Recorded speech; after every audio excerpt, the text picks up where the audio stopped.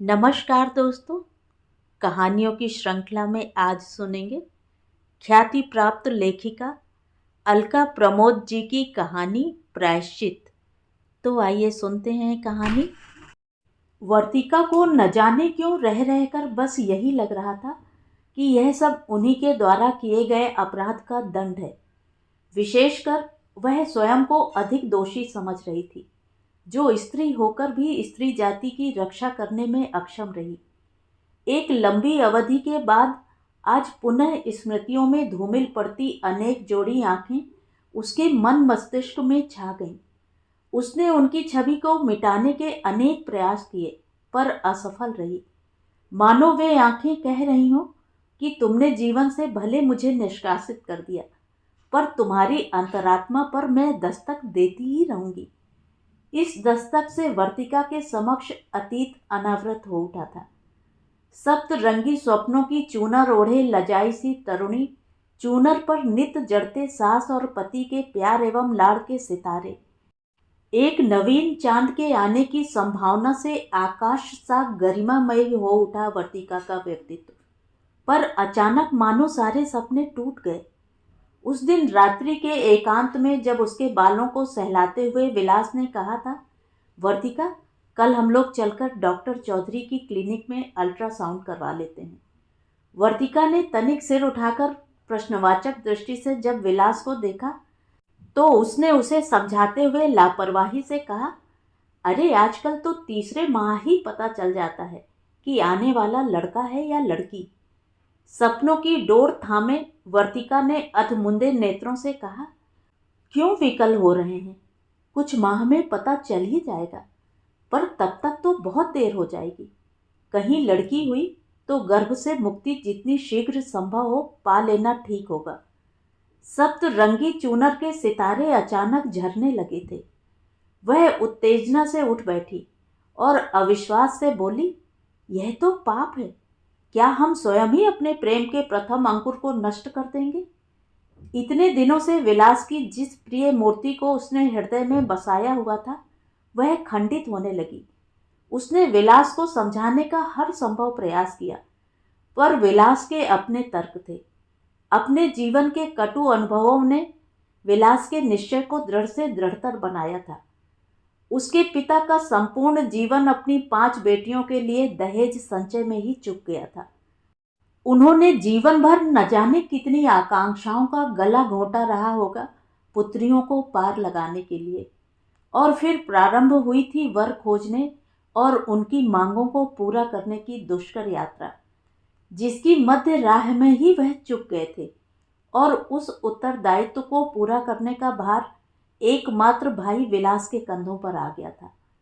अपने जीवन के अमूल्य वर्ष देकर ही वह इन दायित्वों से मुक्ति पा सका था, और अब किसी भी परिस्थिति में वह पुनः उस राह पर जाना नहीं चाहता था। वर्तिका ने उसे समझाया, तब और आज के समाज में एक पीढ़ी का अंतर है।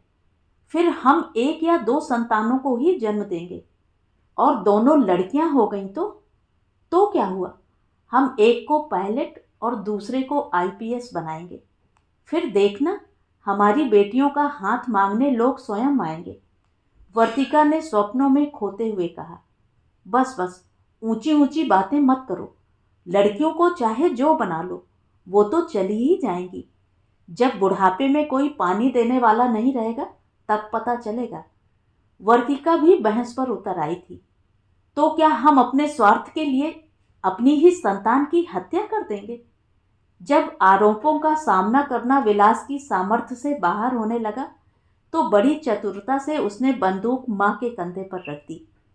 दोनों के संयुक्त मोर्चे के समक्ष वर्तिका का विरोध कब तक टिकता? उसे हथियार डालने ही पड़े। उसके मातृत्व को पुरस्कार मिलने से पूर्व ही समाप्त कर दिया गया। उसके और विलास के मध्य उस दिन जो दीवार खड़ी हुई, वह दिन पर दिन दृढ़ होती गई। इसके बाद 2 बार उनके मिलन के अंकुर प्रस्फुटित हुए, पर उनका अपराध यही था कि वे कन्या बनकर आने की धृष्टता कर बैठे, और इसीलिए उन्हें क्रूरता से कुचल दिया गया। बाह्य आवरण तो सामान्य रंग लिए था, पर उसके परोक्ष में उनके संबंधों में अनेक कांटे उगाए थे, जिसकी चुभन से दोनों लहूलुहान होते रहे। विवश वर्तिका का अंतर्मन अपनी अजन्मी बेटियों के रुदन सुनकर चीत्कार करता रहा। वह उन्हें न बचा पाने के कारण स्वयं को अपराधी समझती थी। संभवतः ईश्वर को ही वर्तिका पर दया आ गई। अतः चिर प्रतीक्षित अतिथि वंश का भावी उत्तराधिकारी आ ही गया। मृत प्राय मातृत्व और अतीत की चोटों से लहूलुहान शिथिल वर्तिका को जब पुत्र रत्न के जन्म की सूचना दी गई तो वह प्रसन्न होने के स्थान पर रो दी। लोगों ने उसे प्रसन्नता के आंसू का नाम दिया, पर सत्य तो यह था कि उसे आज अपनी अजन्मी बेटियां और भी तीव्रता से याद आ रही थीं। इतनी प्रार्थनाओं से प्राप्त पुत्र रत्न पिता और दादी की आंखों का तारा था। वहीं न जाने वर्तिका के मन में कौन सा हठ घर कर गया था, जो उसे वह प्यार दुलार नहीं दे पाई जो वांछित था। कुछ उसकी उदासीनता और कुछ दादी और पिता के अतिरिक्त लाड़ प्यार ने वंशज का पालन पोषण असंतुलित कर दिया। अपनी प्रत्येक इच्छा की तत्क्षण पूर्ति के कारण स्वार्थी और हठी होता गया। उसने पढ़ना प्रारंभ किया तो नित्य उसकी शिकायतों का पुलिंदा घर आने लगा। कभी किसी बच्चे की पिटाई कर देता तो कभी रबर और पेंसिल चुरा लेता। पढ़ाई तो वह तब करता जब अन्य शरारतों से समय बचता। वर्तिका ने उसे पढ़ाने का हर संभव प्रयास किया, पर वह जब भी उसे त्रुटियों पर टोकती या उसे वश में करने के लिए कठोर अंकुश लगाती, उसका रोना प्रारंभ हो जाता और दादी उसकी ढाल बनकर आ खड़ी होती। उसने विलास को भी समझाना चाहा कि ऐसे माजी उसकी प्रत्येक त्रुटि पर आवरण डालती रहीं तो वंशज कैसे कुछ सीख पाएगा, पर वह तो यही कहकर अपने दायित्व से मुंह मोड़ लेता कि माँ उसकी शत्रु तो है नहीं, बच्चा है, बड़ा होकर समझ जाएगा। जैसे जैसे वह बड़ा होता गया, उसकी झूठ बोलने की लत, उच्छृंखलता, शरारतें और आवश्यकताएं भी बढ़ने लगी। मोहल्ले में तो स्थिति यह थी कि उसकी हरकतों के कारण वर्तिका और विलास लोगों से कतराने लगे थे कि न जाने कब कौन उसकी किस शरारत का उलाहना देने लगे। पर फिर भी विलास के लिए तो वह वृद्धावस्था का सुरक्षा बीमा था, अतः वह पूंजी निवेश करता रहा। सहज इच्छा पूर्ति ने उसकी आकांक्षाओं को अनियंत्रित कर दिया। परिणामतः यदि वह बुरी संगत में पड़ गया तो कोई आश्चर्य की बात तो थी नहीं। मात्र 14 वर्ष की आयु में ही अपने धनवान मित्रों को देखकर वह मोटरसाइकिल की मांग कर बैठा।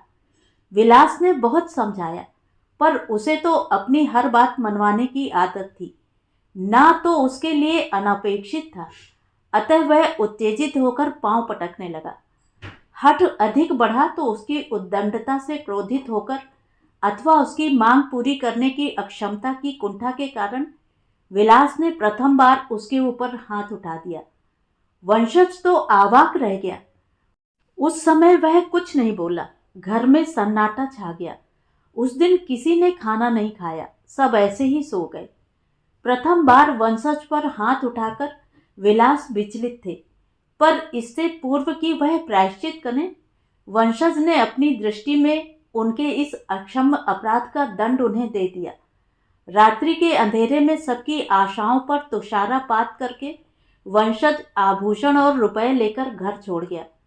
विलास और वर्तिका ने कहां कहां नहीं ढूंढा, पर वंशज का कहीं पता नहीं चला। अंत में वे हार कर विवश होकर बैठ गए।